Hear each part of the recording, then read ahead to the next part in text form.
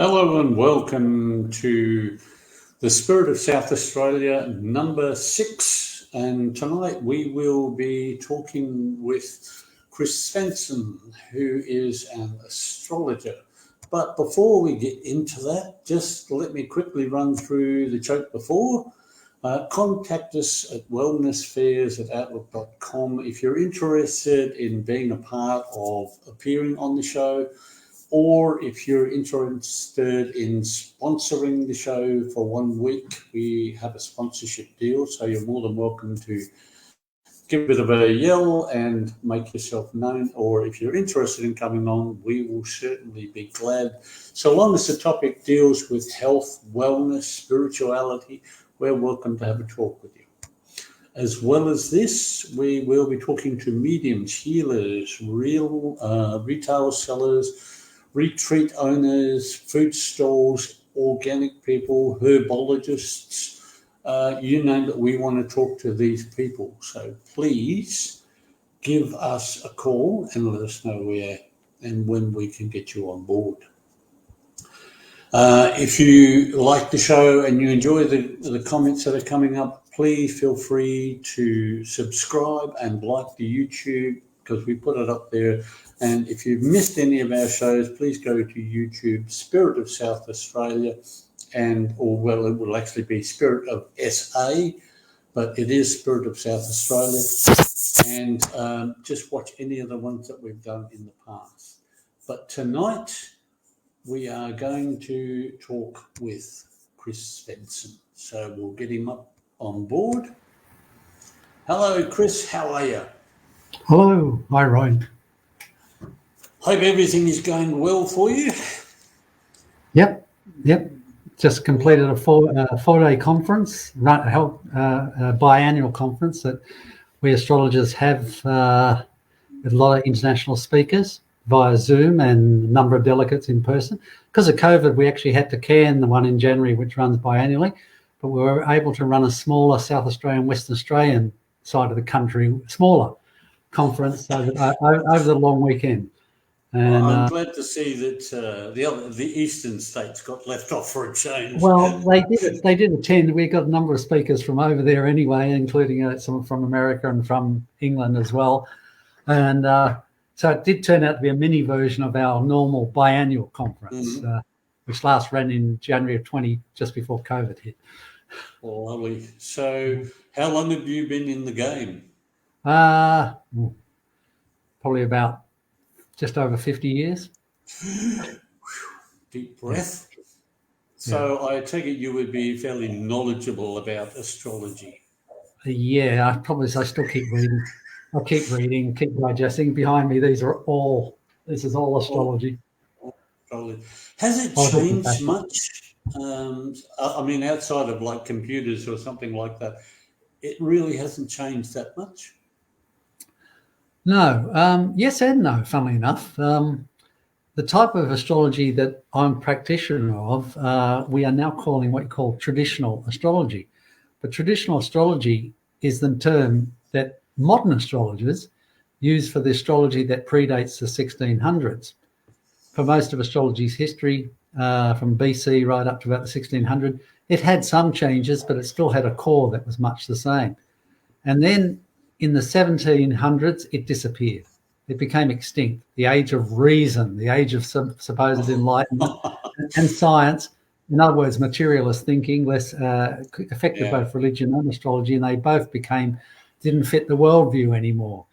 And subsequently, it wasn't until the late 1800s that a series of contacts with the Eastern religions, Buddhism, Hinduism, came to the West a lot more in the form of the spiritualist movements and the New Age, and a number of middle-class Englishmen and Frenchmen at that time resurrected astrology. And I must say that much as they they revived astrology, they revived a fairly different type of astrology, ironically. And it wasn't until the late 1990s that a series of academic astrologers started translating the ancient Greek, Hellenistic stuff, the ancient Egyptian, the medieval and Arabic stuff from the 800s, and found there was a rich vein of stuff that they weren't doing that changed, and it was the Theosophists and those sort of bodies that put their philosophy on it in the late 1800s. So astrology went very much a counselly, come psychological direction. Nothing wrong with that. Fine. There's a lot of people who do a lot of good using astrology as a counselling tool, but I'm in the game of prediction, which is often a bit of an anathema to people's thinking today in this free will society. It's a little bit of a strange way to perceive things, but I have a reason for that. So I know I've seen you with the charts and all the other stuff that goes into it. What would be the important information that you would need in order to make a good astrological chart? Okay. I suppose it comes down to, depending what the person themselves wants. Most people may be aware of a thing called a birth chart, which is based on your birth time as accurately as you can give it, your birth date and your birthplace. And once we have that data, we can knock up a map of the moment in time when you were born, what was in the sky, what patterns were in the sky, and read that chart, the birth chart, as potential life lessons in life. So the natal chart is like a book. You can keep burrowing into it and read lots of go into various facets of it. And I do natal chart readings, but even in a couple-hour session, you're only hitting the tip of the iceberg quite often with a natal chart. But I can also offer other services where you move the chart forward to the current period, and you're looking at the current, like, couple of years ahead. If you want to look at that, you could look at a period of life, choose a period of life and focus just on that too. And so it's called progressing the chart or moving the chart forward, in a sense, from the natal chart. There's a lot of information that even that seems to be very in-depth. Just a quick shout out to Lenore and Paul Anthony. Thank you guys for tuning in, and we hope to hear from you again. If you've got any questions, you're more than welcome to ask Kris. I'm sure he'd love to answer something really mind-bending. So keep him interested. So do you do like personal work, or do you do just markets, or where does your best interest lie? Yeah, I do one-on-one consultations here at home. I also I got a regular gig at the Crystal Wave shop on a Sunday when I'm not doing a fair like this Sunday for your fair, Roy. Really? Down the Crystal Wave? I'm in the Crystal Wave doing readings, but I also do tarot and Lenormand card readings there, because most people want to know what's just ahead and what's important to know. And the astrology can do that, but I use the astrology for other things, for looking at bigger patterns or longer trends. But having said that, there's one I'll promote. My specialty in astrology is a thing called horary astrology. And that's Horary, and that's a word means French of the hour, and it's a chart drawn. It's a chart drawn for a question. You might say to me, will I get that job? Or should I buy that house? Or will my dog survive the operation? A specific question, you can draw a chart for the question. It looks like a normal birth chart for anybody, but it's read in light of that question and answered like a bit like surgery, making a predicted outcome from the question. And so I offer those at fairs quite often because they're shorter and sharper. I've never heard of that. And I'm intrigued, and I hope we get a lot of people who watch this in later hours, so that they might think, well, that might be just the thing I need. I will predicate it though, Roy. People should have a sincere question that they mean. They don't have to be screaming it out there, but they should have a sincere question, because it's a form of divination where you're consulting the divine, whatever you call the divine, and you've let go of your attachment to the answer, and you're wondering what's going to happen. So in a sense, it is whether I'm not talking Christian God here, but it is like consulting the divine, whatever that be, whether it's nature or whatever you want to call it, to give a sincere answer, like an objective answer to a question. And so it's very predictive because of that. I'm still waiting for the one that tells me the numbers for the cross lotto, but Yep. If anybody's interested, they can contact Kris at the Svendsen.9 there. Write it down, take note of it. I might even copy that and put it into the comments later, so that if you're interested in contacting Kris for a personal reading or one of his, what did you call it? Horary. Horary. Yeah. It's an unusual name, but if you're interested, give Kris a call, leave Kris a message, and whatever it takes, please get onto the site and make sure that Kris is aware that you're interested. I'm going to plug my own fair here, Kris. Okay. I know that Kris is going to be at the the Adelaide Wellness Fair at John McVeigh this weekend, and the weekend happens to be June the 19th. He'll be down there from 10 o'clock until around 3:30, 4 o'clock. So if you're interested, come down, see Kris. It'll cost you $2 to get in the door, but believe me, Kris is the person you want to talk to if you're thinking about an astrology chart. Yeah. Now, where do we go from here, Kris? I know that astrology is a very broad and in-depth. There's lots of facets to it. Yeah, lots of schools in it too. Yeah. But when they come down to the fairs in the private area, what should people expect? At a fair, I can do. I suppose my spiel I tell customers is offer them a choice. Are they there to find out what's important to know in the coming period? And when I say the coming period, 3, 6 months up to a year away, I will tend to do the cards, which I've been doing for many years too, the tarot and the Lenormand cards, which you would have other readers there doing some of those too, I imagine. But if somebody then turns around and says, "Oh, that's all very fine, but will my dog survive the operation next week? Will I get the job? Should I sell the house before December?" Something like that. That's where the horary kicks in really well. But as I said, a lot of people walking around the fair don't often have a question like that in their head, or they don't even know that that can be done. So it's a bit. I think that's a bit of chicken and egg. The underlying fact is that people don't know that they can be very specific. They've always sort of thought, like you said, with the birth charts or questions coming up in the future. Is this a very auspicious time to be doing something? But I'd never up until now heard of the other availability of these things.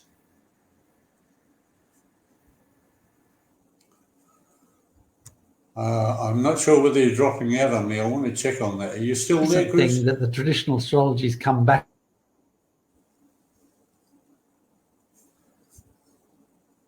You still there, Kris? Well, I think we have a bit of a jolt here. We might have to get Kris is out for the moment. I'll wait for him to come back and see what happens. Again, if you're interested in talking to Kris, I'll put up that the contact there. There it is. Please have a talk with Kris Svendsen on that.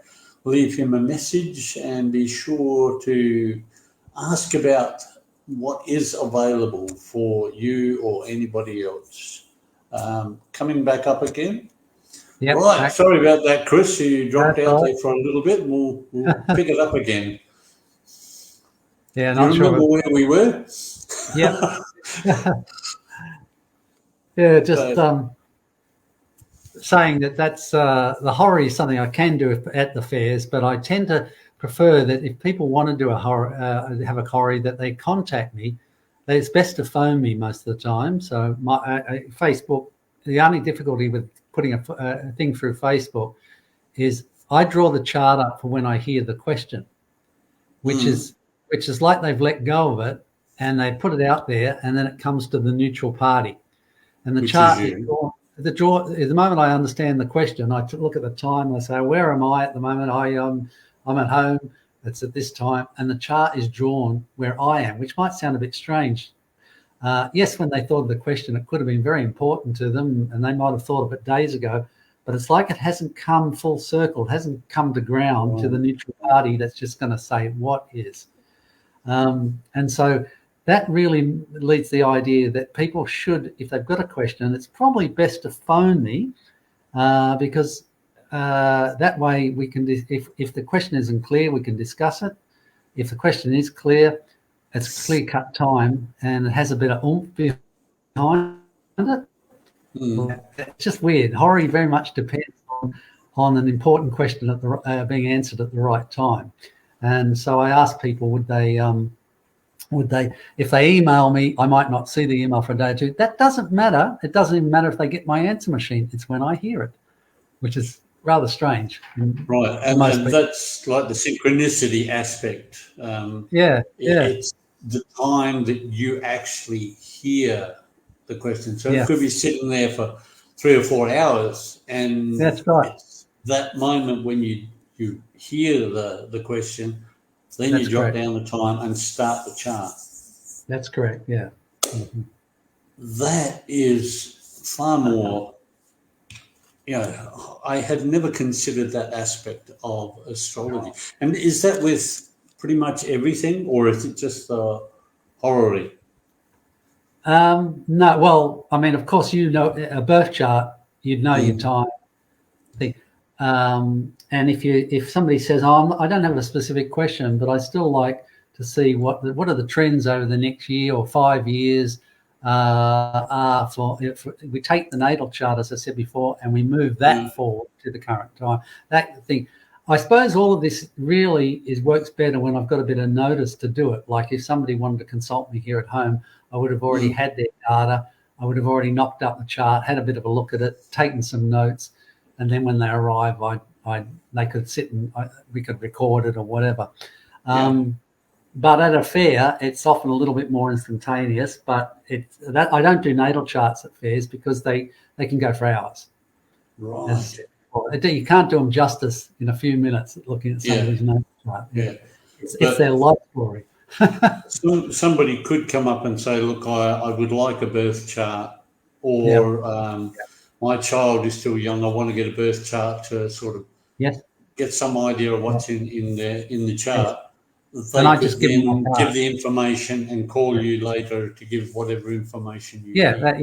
That's right. We can set a time and appointment thing. I often just give them my business card then and say, look, if you haven't got a question now, or you're not sure you want the natal chart now, take the card. Do it when you're ready.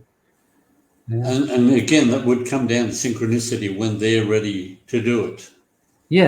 As I say, some people go, at the moment somebody sits in front of me at a fair or at Crystal Wave and says, I've got lots of questions. I say, but what would be your most important question? They go, I don't know whether I want to know. I don't do it. Because it's got to be when they let go of it, not when they're going, I don't want to know. A weak question will give a weak answer. Oh, right. Okay, that's something out there. If you're listening in, if you're going to an astrologer, a weak question will get you a weak answer. Now, we'll tell you that a lot of astrologers that people confront at the moment, probably about 80% of the astrologers they'll confront, what I call modern astrologers, they don't even know about horary astrology. They don't practice it because it's very black and whitely predictive. And the modern astrologers are very psychological and a little bit more, and dare I say, a little bit more wishy-washy. I hope I'm not insulting any astrologers out there in the crowd. They have great tools at their disposal, but what I call a traditional astrology is a little bit more black and white. Okay. Which might sound a little bit more, sounds a bit lowbrow, and it maybe doesn't sound very spiritual, but once you've established some clear things that are clear and the person knows what thing, nothing vague, then you can move into how to help them with it or what move on from there with it. Yeah. You can move into that counselling phase then, if you know what I mean. Yeah. Is there an aspect of like the feng shui where people can look for auspicious times in the upcoming years where they can say, okay, if I'm going to make a decision, this is the period when I should make it? Yes, yes. That's called electional astrology. Like an election, you elect, and you can. It's like back to front astrology. It's like looking at the planets and the patterns at the moment and saying, okay, you've got a corridor between 30th of June to the 5th of July where there's a good combo in your chart. There isn't much countering that. I'd do it then, or something like that. That's sort of like back to front. It's looking for the auspicious time to do things. Yeah. Right. Yeah. Because, I mean, to me, it's fine to look at a birth chart and say, well, this is where this was and that was and something else. But if I wanted to get something out of it, I would want to know where those auspicious times were. Yeah. And hopefully, you're going to get something in there that says, well, during this period, something rather monumental is about to happen in conjunction with the planets, and this is a good time to make a decision. You'd at least be looking out there as to what you were doing at that point, whether it's buying the house, that's right. making a business decision or something, and you'd pick the right time. I suppose it's got to fit a bit of reality, common sense, that if I said to you, look, there's a really good period in October and November for you to, ask for a raise at work or to apply, change jobs or something like that, and you could, there's nothing stopping you staying home and putting your head under the pillow for the whole 2 months. It doesn't mean it's guaranteed to happen, but it means that if you go with the flow, it'll flow better at that time. Then maybe you'll find that when you try and do it another time, it's not the right timing. So that's astrology is good for timing like that. That sort of thing. Is it an expensive hobby? I mean, if people want to get a really in-depth chart made up, is it an expensive thing to do, or is it reasonably cheap? These days with the computer programs, it takes two seconds to knock up the natal chart. You can spend forever interpreting, and of course that's the human factor. There are software programs that'll do a report for you and write a report, but they're never up to scratch because they don't they don't have the human capacity to synthesize intuitively or whatever it is that is more important in the chart, and they tend to get a whole lot of contrary statements and put them together, and it's a bit some software programs offer you that written thing, but I'm a bit scathing of them, or a bit skeptical of them. That would be, to me, that would be an average of a multitude of other charts that would be done around that time. It's a sort of a mishmash, and it's likely to be a little wave here rather than... The art is in synthesizing the information and seeing, right, okay, what's timely to talk about, what is standing out more in the chart. Some things are stronger than other things are. Maybe it's a bigger lesson you're learning. I mean, we could assume, no guarantee here, but we can assume that your natal chart is what you chose before you came here. In other words, you might, if you don't like your life and you've got a crappy natal chart, well, you chose it. To test yourself and to challenge yourself and overcome things. What an interesting statement. I've got a crappy chart. Oh, I've chosen to be that kind. Okay. If you wonder why you're not what everybody else is, you blame yourself. Why you're not getting the results is because you've got a crappy chart. Yeah. Okay, I'm not going to ask you about a birth chart, Kris. I've got a feeling I know what the answer is for me. I didn't mean you personally, Roy. No, but I think it would fit in rather well. Dear. Yeah. Everybody's got a mixed bag. Everybody's got a chart that's got goodies and baddies in it. Yeah. I had a lovely question that was running through my mind. I've slipped it and lost it. Is there anything else that you would sort of want to get across while I'm trying to remember what the question was? No, well, just a little bit of self-promo. I've got, I'm planning to run lessons here. I've often taught one-on-one either by Zoom or in person, but I really want to get a group session going. So if anybody's interested in learning from scratch, from absolute beginner, and we can take it as far as they want. I'm thinking of a weekly weekly class, and I'm hoping to get at least 4 or 5 people, hopefully, and run them. I've got all the facility where I'm sitting here at the moment, digital projector screen. I can my room's now totally set up, ready for this. I also, outside of that, I've got a couple of intro one-day things. You know, the WEA in Angus Street in the city. Oh yeah. I run an intro to traditional astrology in one in August, and I run an intro to horary astrology in October this year coming up. So they're just one-day teasers to get people an idea of what astrology can do, what it can't do, and see whether they want to go ahead and learn it or whether they just want to consult me. So I usually do a couple of those a couple of times a year. Of course, fairs are always. You've been doing the WEA for a while now, haven't you? Yeah, a couple of years now. Yeah. I thought I'd seen your name on the list. Yeah, and so they're just one-dayers, 6 hours. I call them teasers. They're just to show the sort of things you can do. Yeah. Do you like a 10-week course or a 20-week course in the? I can adapt it. I would imagine to do a good job of it, you'd probably need about a 10-week course or an 8 to 10-week course, at least to get through the basics and get people going on their own to a degree.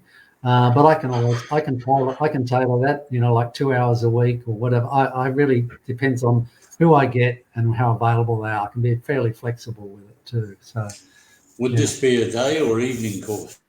Probably be either a Saturday morning, preferably. Once I lock it in, I don't work Fridays, so possibly a Friday morning. Or if not, if people can't make the mornings, maybe a Tuesday or a Wednesday night, probably. They're my regular. Most nights and things outside, I'm either doing fairs on Sundays. I've got consulting on other days and nights too. So, yeah. I still got a day job, which I've reduced, dropped a day or two, and I'm planning to drop another day from it and phase up this more and more as time goes on. Oh, lovely. Yeah. Phasing into retirement. Yeah, slowly lifting from one side and moving more actively into another. Was that in your charts as well, or? Well, right now, Pluto, which is unfortunately has been demoted as a planet by astronomers, doesn't affect astrologers though. Pluto, which is a relatively new boy in the block, he wasn't discovered till 1930, and there's a bit of controversy as to how much Pluto works. But modern astrologers think Pluto is the planet of transformation and change, big change, like long-term change. Well, Pluto takes about 284 years to go around the whole zodiac, so it won't return to the same point in your birth chart for 284 years on average. But about every 30 years, it moves through a sign of the zodiac. So it's a bit of a generational thing. You and everybody born within a few years will have Pluto within a few degrees in your chart in the same area as everybody else. But as it moves, it'll eventually catch up in your chart, like what we call the planet transiting Pluto, the Pluto now, to a personal point in the chart, such as your ascendant degree, or your midheaven degree. These are very sensitive points that are personal based on your birth time and place. Right now, I have Pluto right on top of my midheaven. The midheaven is career and your standing in the world. Pluto is big change, and at worst it's gut-wrenching transformation, and at best it's a whole shift in metamorphosis. And I'm just financial advisors to make the Pluto a goodie, to see if I can sort of do the best financially over of moving from one to the other in the next year or two. Yeah, totally retiring maybe. Yeah. So you've hit your you've hit your good point in your life to go ahead and. You froze a bit there, Roy. Well, I've lost you. Yeah, no, actually, you. It wasn't me, old son. You're freezing. Yeah, you may have to drop out and come back in again.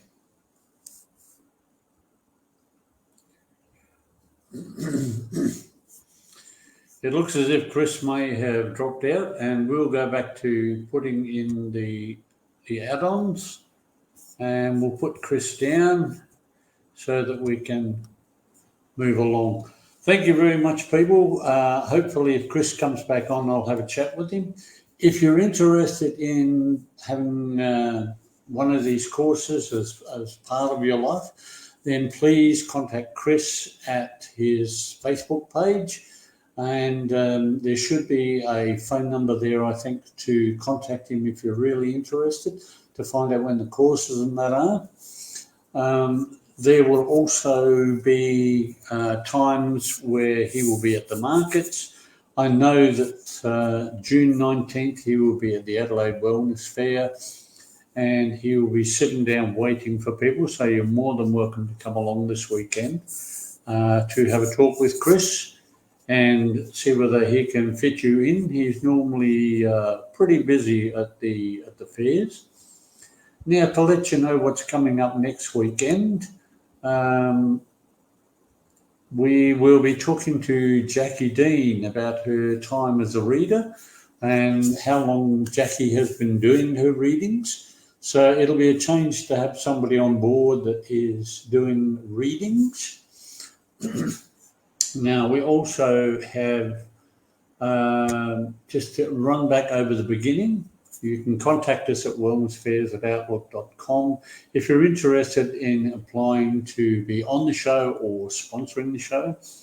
If you're watching this on YouTube, please press the like, press the subscribe, and hopefully we can run up the numbers before the end of the year. We're trying to get around 1,000 to start with and see how that goes. Also, we will be bringing you mediums, healers, retailers, and all the other gear. So if you know somebody and you think they deserve to be notified or at least out there and people should hear what they've got to say, let us know and we will definitely give them a burl. Thank you very much, ladies and gentlemen. It's been an interesting evening.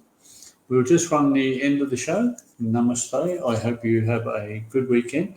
And we will catch you next week with Jackie Dean.